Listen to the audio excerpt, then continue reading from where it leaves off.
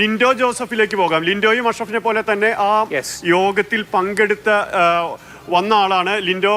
നാളത്തെ മാസ്റ്റർ പ്ലാനിനെ പറ്റി ലിൻഡോയ്ക്ക് പറയാൻ കഴിയും കുറച്ചുകൂടി കാര്യങ്ങൾ. ലിൻഡോയ്ക്ക് ഞാൻ ലിൻഡോയിലേക്ക് പോകാം അഭിലാഷ്. ഓക്കെ,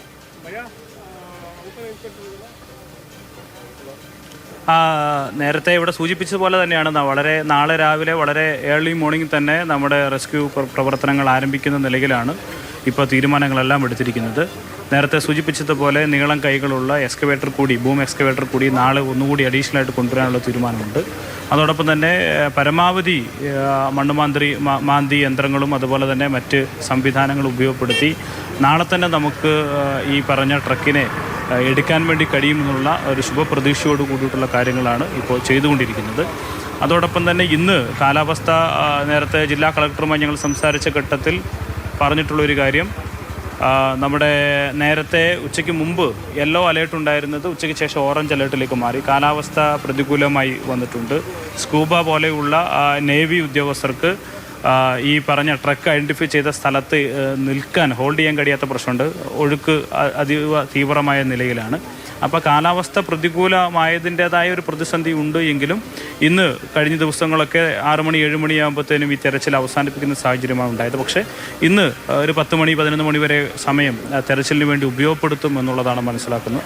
എല്ലാം കൊണ്ടും ഒരു പോസിറ്റീവായ ഒരു സമീപനം ഇന്ന് പൂർണ്ണമായിട്ടും ഉണ്ട് എന്ന് തന്നെ പറയണം. ഇപ്പോൾ കിട്ടിയിട്ടുള്ള ദൃശ്യങ്ങളിൽ നിന്ന് നമ്മുടെ ആർമിയുടെ കൈവശം കിട്ടിയ സാറ്റലൈറ്റ് ചിത്രങ്ങൾ വെച്ച് കൃത്യമായ ഒരു സ്പോട്ട് ഐഡൻറ്റിഫൈ ചെയ്യാൻ കഴിഞ്ഞിട്ടുണ്ട് എന്നുള്ളതും നമ്മളെ സംബന്ധിച്ചിടത്തോളം ഒരു സുപ്രധാനമായിട്ടുള്ള ഒരു വിവരമായിട്ടാണ് മനസ്സിലാക്കാൻ കഴിയുന്നത്.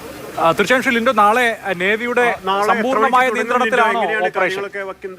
ഞങ്ങൾ ഏറ്റവും അവസാനവും നമ്മുടെ മീറ്റിങ്ങിന് തീരുമാനത്തിന് ശേഷം വീണ്ടും കളക്ടറെ കണ്ടിരുന്നു. അപ്പോൾ കളക്ടർ പറഞ്ഞ വളരെ ഏർലി മോർണിംഗ് എത്രയാണ് നമുക്ക് സാധ്യമാവുന്ന വളരെ നേരത്തെ തന്നെ ഇതിൻ്റെ പ്രവർത്തനങ്ങൾ ആരംഭിക്കാൻ വേണ്ടി കഴിയുമെന്നുള്ളതാണ് കളക്ടർ പറഞ്ഞിട്ടുള്ളൊരു കാര്യം.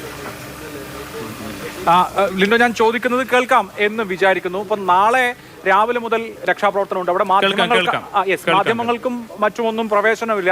എനിക്ക് തോന്നുന്നു ഇനിയിപ്പോൾ വളരെ ശാസ്ത്രീയമായി, മുമ്പ് നമുക്ക് സാധാരണ നിലയിൽ ഒരു മണ്ണിടിച്ചിൽ ഉണ്ടായാൽ അവിടെ വോളണ്ടറിയായി ഓടിയെത്തുന്ന രക്ഷാപ്രവർത്തകരൊക്കെ നമ്മുടെ നാട്ടിലുണ്ട്, അവരിവിടെ ഉണ്ടായിരുന്നു. ഇപ്പം നാളെ പൂർണ്ണമായും ഈ ദുരന്ത നിവാരണ സേനയുടെയും നേവിയുടെയും നേതൃത്വത്തിലായിരിക്കുമോ ഈ രക്ഷാപ്രവർത്തനം നടക്കുക? എന്താണ് അതിൻ്റെ ഒരു പ്ലാൻ ഉണ്ടോ? അതെ, തീർച്ചയായിട്ടും ആ കാര്യങ്ങൾ നമ്മൾ നേരത്തെ സൂചിപ്പിച്ചിരുന്നു. കർണാടക സ്റ്റേറ്റ് ഗവൺമെൻറ്റിൻ്റെ SOP പ്രകാരമാണ് കാര്യങ്ങൾ ഒരു 2-3 ദിവസങ്ങളായിട്ട് മുന്നോട്ട് പോകുന്നത്. നാളെ കൂടുതൽ ഈ പറഞ്ഞ നേവിയുടെയും അതുപോലെ തന്നെ കർണാടക സ്റ്റേറ്റിൻ്റെയും ആർമിയുടെയും ഒക്കെ സഹായത്തോടു കൂടി കൂടുതൽ ആളുകളെ ഈ രക്ഷാപ്രവർത്തനത്തിൽ കൂടുതൽ ദൗത്യ സേനാംഗങ്ങളെ ഏൽപ്പിച്ചുകൊണ്ടുള്ള പ്രവർത്തനം വിപുലപ്പെടുത്താനുള്ള ആലോചനയാണ് നടത്തിയിട്ടുള്ളത്. ഒപ്പം അവിടെ വന്നിട്ടുള്ള ഇപ്പോൾ കേരളത്തിൽ നിന്ന് ഒരുപാട് സന്നദ്ധ പ്രവർത്തകർ അവിടെ വന്നിരുന്നു. രണ്ടഭിപ്രായമുണ്ട്.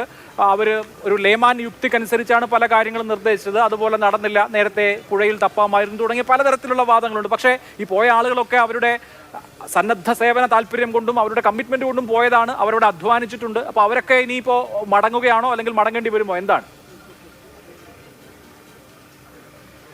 കുറച്ച് പേരൊക്കെ മടങ്ങിയിട്ടുണ്ട്. പക്ഷേ എനിക്ക് തോന്നുന്നില്ല, നമ്മൾ നേരത്തെ ഞാനും സച്ചിൻ ദേവും വന്ന ദിവസം തന്നെ ജില്ലാ കളക്ടറെയും ബന്ധപ്പെട്ട അധികാരികളെയും ബന്ധഘട്ടത്തിൽ പറഞ്ഞൊരു കാര്യം, എങ്ങനെയെങ്കിലും നമ്മുടെ ഏറ്റവും എക്സ്പേർട്ടുകളായിട്ടുള്ള ഇത്തരം കാര്യങ്ങളെല്ലാം ട്രെയിൻഡ് ആയിട്ടുള്ള ആളുകളെ ഒരു 25 പേരെങ്കിലും ഈ റെസ്ക്യൂ ഓപ്പറേഷൻ്റെ ഭാഗമാക്കണം എന്നൊരു നിർദ്ദേശം നമ്മൾ മുന്നോട്ട് വെച്ചിരുന്നു. പക്ഷേ അവർക്കുണ്ടായിരുന്ന പ്രശ്നം SOP പ്രകാരം കാര്യങ്ങൾ തീരുമാനമെടുത്ത് മുന്നോട്ട് പോകുന്നത് കൊണ്ട് ആ നിലയിലുള്ള ആളുകളെ മാത്രമേ പങ്കെടുപ്പിക്കാൻ കഴിയൂ എന്നുള്ളതാണ്. മറ്റൊന്ന്, അവർ പറഞ്ഞിരുന്ന ഏറ്റവും പ്രധാനപ്പെട്ട പ്രശ്നം, ഇപ്പോൾ ഉണ്ടാകുന്ന സ്ഥലത്ത് തന്നെ സ്ലൈഡിങ്ങിന് ഇനിയും സാധ്യതയുണ്ട്. അപ്പോൾ സ്വാഭാവികമായിട്ടും നമ്മുടെ കൂടി റെസ്പോൺസിബിലിറ്റി അവർക്ക് ഏൽക്കിട്ടാൻ കഴിയില്ല. ഈ രാത്രി സമയങ്ങളിലെ കാര്യങ്ങൾ നിർത്തിവെക്കുന്നതിന് അവർ കാരണമായി പറയുന്നത്, രാത്രിയിലെ നമുക്ക് റെസ്ക്യൂ മറ്റു കാര്യങ്ങൾ നടക്കാത്തതിന് കാരണം അവിടെയുള്ള ഇത്തരം പ്രവർത്തനങ്ങളിൽ ഏർപ്പെട്ടുകൊണ്ടിരിക്കുന്ന ആളുകളുടെ സുരക്ഷയെ സംബന്ധിച്ചുള്ള ഒരു കൺസേൺ ആണ് അവർ പറയുന്നത്. തീർച്ചയായിട്ടും അത്തരം പ്രശ്നങ്ങൾ ഉള്ളതുകൊണ്ടാണ്. പക്ഷേ നമ്മുടെ നാട്ടിൽ നിന്ന് ധാരാളം ആളുകൾ, എല്ലാ പ്രദേശത്തു നിന്നും ആളുകൾ ഇവിടെ വന്നിട്ടുണ്ട്. ഒരുപാട് ഇത്തരം കാര്യങ്ങൾ നന്നായി ചെയ്യുന്ന ഒരുപാട് പേർ വന്നിട്ടുണ്ട്. പക്ഷേ അവരെ ഇത്തരം പ്രവർത്തനങ്ങളിൽ നിലവിൽ ഒരു പങ്കെടുപ്പിക്കാനുള്ള ഒരു സാഹചര്യം ഇനിയുണ്ട് എന്ന് എനിക്ക് തോന്നുന്നില്ല. തീർച്ചയായും ഇപ്പോൾ ശ്രീ ലിൻഡോ, കാലാവസ്ഥ എങ്ങനെയാണ്? നേരത്തെ വൈകുന്നേരത്തോടു കൂടി അവിടെ നേവിക്ക് തന്നെ പിന്മാറേണ്ടി വന്ന സാഹചര്യമുണ്ട്, മഴയുണ്ട്. ആ പുഴ ഞാൻ നേരിട്ട് കണ്ടിട്ടില്ലെങ്കിലും ദൃശ്യങ്ങളിൽ നിന്ന് കാണാം, വളരെ രൗദ്രമായി തന്നെ ഒഴുകിക്കൊണ്ടിരിക്കുന്ന പുഴയാണ്. അപ്പോൾ നാളെ നമ്മൾ ഇനിയും ഇത്തരത്തിലുള്ള കാലാവസ്ഥയുടെ വെല്ലുവിളികൾ പ്രതീക്ഷിക്കുന്നുണ്ടോ? നാളെ അങ്ങനെ ഒരു പ്രശ്നമുണ്ട് എന്ന് തോന്നുന്നില്ല. ഇന്ന് രാവിലെ ഒരു ഉച്ചവരെ നല്ല കാലാവസ്ഥയായിരുന്നു ഉണ്ടായിരുന്നത്. ഉച്ചയ്ക്ക് ശേഷം പെട്ടെന്ന് ക്ലൈമറ്റ് ചേഞ്ച് ആവുന്ന ഒരു സാഹചര്യമാണ് ഉണ്ടായത്. അതാണ് നേരത്തെ ഞാൻ സൂചിപ്പിച്ചത്. നേരത്തെ ഉച്ചവരെ യെല്ലോ അലേർട്ട് ഉണ്ടായിരുന്നത് ഉച്ചയ്ക്ക് ശേഷം ഓറഞ്ച് അലേർട്ടിലേക്ക് മാറി. ഇപ്പോൾ കാലാവസ്ഥാ വ്യതിയാനം പെട്ടെന്നാണ്, സഡൻ മൂവ്മെൻറ്റിലാണ് മാറുന്നത്. നമ്മൾ പോലും പ്രതീക്ഷിക്കാത്ത നിലയിലാണ്, അത് അതിശക്തമായ നിലയിലാണ് ചില സമയങ്ങളിൽ മഴ പെയ്യുന്നത്. അപ്പോൾ അതൊരു വലിയ പ്രതിസന്ധിയായിട്ട് നമ്മളെ സംബന്ധിച്ചിടത്തോളം തോന്നിയിട്ടുണ്ട്.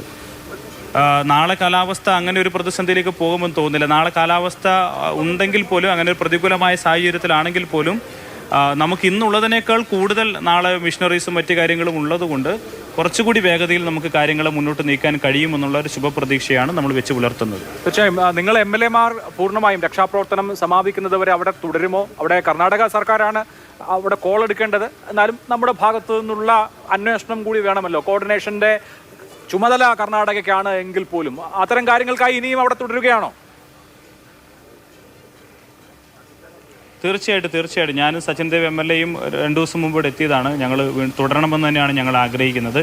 പ്രത്യേകിച്ച് ഇന്നത്തെ ഒരു സാഹചര്യത്തിൽ നമുക്ക് ഈ ട്രക്ക് ഐഡൻറ്റിഫൈ ചെയ്യാൻ കഴിഞ്ഞതോടുകൂടി നമുക്ക് കുറച്ചുകൂടി സാധ്യത അടുത്ത് വരികയാണ്. തീർച്ചയായിട്ടും തുടരണമെന്ന് തന്നെയാണ് കരുതുന്നത്. ഓക്കെ, വളരെ നന്ദി ശ്രീ ലിൻഡോ ഈ സമയത്ത് പ്രതികരിച്ചതിന്.